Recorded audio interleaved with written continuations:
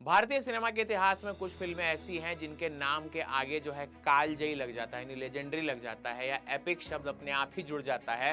और एस राजामौली की फिल्म बाहुबली एक ऐसी फिल्म थी, इसकी पूरी फ्रेंचाइजी के आगे लेजेंडरी फिल्म का जो है ठप्पा लग गया है। 2015 में जब द बाहुबली बिगनिंग आई थी तो ये सिर्फ एक फिल्म नहीं थी, इस फिल्म ने ये सिखाया था कि बॉलीवुड यानी इंडियन सिनेमा में भी देसी कहानियों के साथ हॉलीवुड लेवल को पर्दे पे उतारा जा सकता है।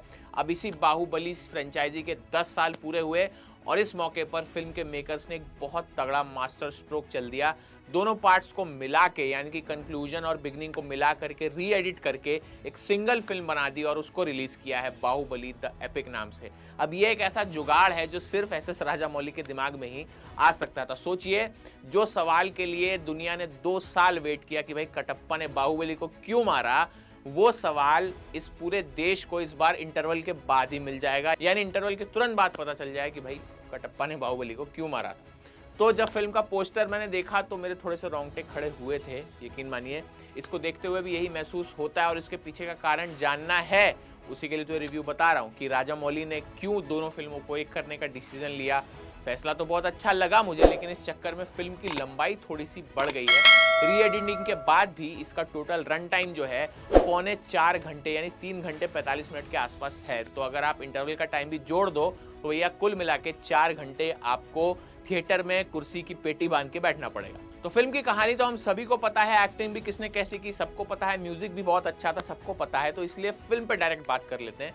फिल्म को तेजी से आगे बढ़ाने के लिए मेकर्स ने बिगनिंग वाले हिस्से में कई सीन्स पे कैंची चला दी है। ये एडिटिंग इतनी ज्यादा क्रिस्प की गई है कि कई जगह तो ये फील होता है कि कहानी चल नहीं रही, कहानी दौड़ रही है, खासकर फर्स्ट हाफ में। लेकिन ऐसा भी कुछ नहीं लगता कि कुछ पीछे छूट गया, ये वाली फीलिंग कभी नहीं आती। ऐसा लगता है हाँ चलो अच्छे से आगे बढ़ रहा है। शिवडू और अवंतिका यानी प्रभास और तमन्ना का जो रोमांस जो था पहले पार्ट में बहुत बड़ा हिस्सा था, उसे लगभग हटा ही दिया गया है। तमन्ना के फैंस इससे थोड़ा सा निराश हो सकते हैं क्योंकि उनकी एक लव स्टोरी को मात्र एक वॉइस ओवर में निपटा दिया गया। हालांकि इनके बीच के जो गाने थे और एक बहुत बड़ा गाना था जो झरने में शूट हुआ था धीवरा, उसको भी रखा हुआ है, लेकिन इसके तुरंत बाद आप माहिष्मती के राज्य में प्रवेश कर जाते हैं जो थोड़ा सा कंफ्यूजन वाला हिस्सा है। वहां भी काफी कट्स लगाए हैं लेकिन कहानी बहुत तेजी से अपने क्लाइमैक्स तक पहुंच रही है। लेकिन एडिटिंग के इस सर्जिकल स्ट्राइक में यह फायदा हुआ कि भाई फिल्म कहीं भी जो है अनकही सी, अनचाही सी या ऐसी फैली हुई सी नहीं लगती है। सीधे शब्दों में बोलूं तो पूरी कहानी बिना ब्रेक लिए चलती रहती है, एक ही धुन में आगे बढ़ती रहती है और यही से फील आता है जिसे नाम दिया गया है द एपिक। और यही वजह है कि 10 साल बाद भी बाहुबली का वही जादू बरकरार है और इस फिल्म की असली जीत तब होती है जब इसकी जो ग्रैंडनेस है, इसकी भव्यता है, वो 10 साल बाद भी वही नजर आती है सिनेमा के बड़े पर्दे पर। तो बच्चे भी अगर जो उस समय छोटे होंगे आप देखेंगे तो वही वाला फील लेंगे। मैंने तो भाई मुझे नॉस्टैल्जिया हो गया, मैंने 15-16 में जब दोनों देखी थी इस तरह से, वैसा ही फील मुझे दोबारा मिला। कल्पना को जिस तरह से हकीकत में उतारा वो आज भी भारतीय सिनेमा के लिए एक बेंचमार्क है।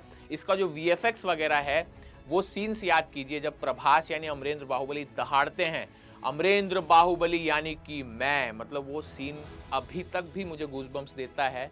10 साल पहले वाला जो नॉस्टैल्जिया था, और सीटियां बजती हैं, लोग चिल्ला रहे थे, मैं जब बैठा था लोग चिल्ला रहे थे जब राजमाता शिवगामी देवी जो बच्चे को गोद में लेके बोलती है कि अब आपके महाराज हैं महेंद्र बाहुबली। पूरी फीलिंग के साथ ये नॉस्टैल्जिया आया था। और मेरा वचन ही है शासन जैसे कई सारे डायलॉग हैं जो रखे गए हैं। हालांकि सबसे बड़ा जो इसको सरप्राइज देखने मिलेगा वो है इसके क्लाइमैक्स में। जी हाँ, जैसा अगर आपको नहीं पता हो, एस राजामौली ने उस टाइम इसके 4 क्लाइमैक्स शूट किए थे और 4 में से सिर्फ एक क्लाइमैक्स का यूज किया था फाइनल कट में। बाकी के 3 जो बचे हुए क्लाइमैक्स थे उसमें से कुछ पार्ट जो है यहाँ यूज किया है। तो इस फिल्म में कुछ ऐसे सीन्स भी देखने मिलेंगे जो आपने पिछली 2 में नहीं देखे हैं। और वीएफएक्स की मैंने जैसे बात की, वीएफएक्स इसके अभी भी इतने कमाल लगते हैं कि आज की कुछ फिल्मों को भी पीछे छोड़ देते हैं वीएफएक्स। तो कुल मिलाकर बात यह है कि ये किसी भी तरह से एक री रिलीज्ड फिल्म की तरह नहीं लगती है, क्योंकि री रिलीज फिल्में जो कट क्लासिक है आजकल रिलीज हो रही है, बहुत पैसा कमा रही है, लेकिन इसे पूरे नए तरीके से हाई क्वालिटी और शार्पनेस के साथ पेश किया गया है। तो मेरा यही सुझाव है कि अगर आप पूछें कि देखना चाहिए नहीं, तो भाई ये एक फिल्म नहीं है, इंडियन सिनेमा का वो गौरवशाली चैप्टर है जिसने हमें सिखाया कि भाई सपने बड़े होने चाहिए। अगर आपने फिल्में नहीं देखी हैं तो आप किस दुनिया में थे मुझे नहीं पता, आपके लिए किसी ट्रीट से ये कम नहीं होगी। तो आप बिना इंतजार किए पूरी कहानी एक बार में अगर पता करनी है बाहुबली की, और आप बाहुबली के ओजी वाले फैन हैं, माहिष्मती का जादू फिर देखना है, अमरेंद्र बाहुबली के लिए फिर तालियां पीटनी है, तो तुरंत से सिनेमा घर में चले जाइएगा।